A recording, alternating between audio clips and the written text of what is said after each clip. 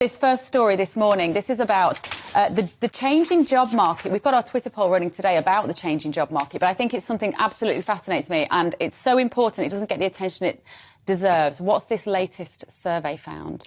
So they found that over 55s are more likely to lose their jobs to robots than younger people, and up to 10 million workers in the UK could be replaced by artificial intelligence within 15 years. I think this is really worrying because actually this study suggests that older people are not being retrained and, to use a horrible term, reskilled in the same way that younger people are, because businesses are not regarding it as an investment because they're coming towards retirement age, and so they're simply being laid off. But obviously these people are not at pension age. They still need to make a living. It's much harder to get another job when you're later in life. And it also suggests that, you know, across the board, we're going to be seeing increasingly people having to move into more, as they put it in this study, abstract jobs. Yes, it's quite a chilling word, away isn't it? from routine jobs that can be done by robots. I don't know whether you saw Sunak's speech at the Confederation of British Industry last week, Alan, but he talked about AI multiple times in that speech. He kept talking about the future and how we're going to rely on AI. I think he kind of assumes we know what he's talking about, but most people don't really understand what that change involves. And I find this really chilling, because what are these people who are over 55 going to do? Very old, over 55. I mean, you're not that yet, Alan Miller, I know that, but you'd be considered a write-off at 55. I think there's a few things. Firstly, we should be careful not to be technophobes, right? I think there's a great amount that can be contributed through technology, and AI offers a whole load of opportunities to process information quickly. Let's not start turning it into this Frankenstein idea. We're in control of technology, and that's to the point of workers as well.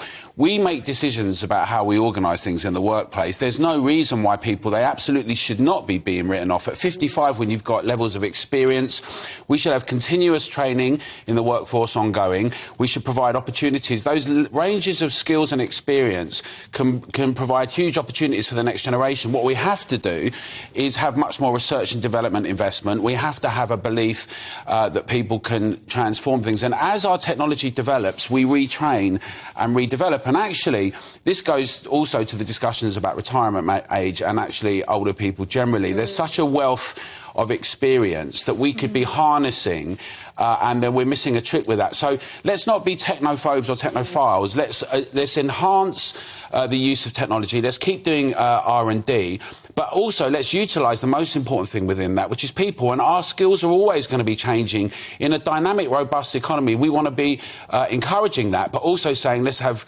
retraining and provision for everyone. Does it worry you, Claire? Because I don't want to sound like a Luddite, it's like Alan's saying, but I feel like there's a sort of lack of humanity when we talk about these stories of what it means to be a human. What worries me is that this is a made-up story because we haven't got enough artificial intelligence in the workplace. I mean, this is what would happen if we had the robots. My problem is that we live in an economy that's not investing in new technology and the kind of technological changes that would, in fact, increase productivity. And people shouldn't be frightened of that, because an increase in productivity means that you can do more work in less time, which means that you can actually improve the standards of living for everyone because you can create more. At the moment, we live in an economy in which actually ordinary people are doing jobs that robots could do, and they're doing them often on 0 hours contracts with no technological support.